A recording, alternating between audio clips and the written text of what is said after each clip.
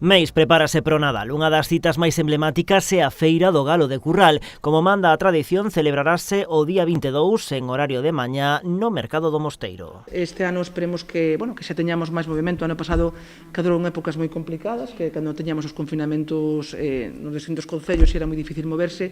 O Galo de Curral meisino é todo un emblema gastronómico indispensable en moitos fogares polo Nadal. Este ano haberá 10 criadores que contan vender unhas 200 unidades. O Galo de Curral nos criámolo sempre da mesma maneira, todos os anos é igual, collémolo con 3 semanas ou 4 de vida, cando collemos, dámoslle durante o primeiro mes ou mes e medio algo de pienso, porque senón o galo non saldría para arriba, e despois criámolo con millo e aveas, e trigo, e verduras, ervas naturales, andan sempre ao aire libre, só se encerran pola noite, e simplemente eso, non lle damos ningunha outra alimentación, logo, van criados ao natural, como se facía antiguamente. Este ano, ademais, o Concello complementa a feira con actividades para a rapazada, aproveitando que xa están de vacacións. Ese día comeza a ludoteca de Nadal do Concello de Meis, entón quixemos complementar con algunha actividade. Vamos a ter durante toda a mañán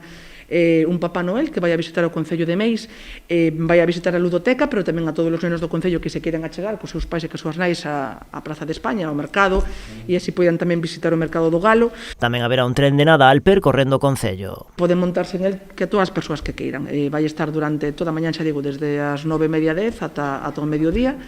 E convidamos a todos os veciños que queiran dar un paseo nese tren, que é totalmente gratuito, a darse un paseo no tren. O programa de Nadal complétase con teatro e unha excursión á pista de Xeo de Cambados, tamén unha visita do apalpador e a tradicional cabalgata de Reis. A todo isto hai que sumar o Premiate en Meis, unha iniciativa para estimular o comercio local. Este ano decidimos manter a cuantía, que son 3.000 euros, 1.500 euros para a hostelería e outros 1.500 para comercio e servicios. A campaña empeza este día 5, arranca este día 5, e, bueno, pues que as persoas que compren nos 34 establecementos do Concello que se quixeron adherir á campaña, pues van a cubrir unos boletos e logo pues se fará pasado Reis, se vai a facer o sorteo. O sorteo dos vales vai ter lugar o día 13 de xaneiro.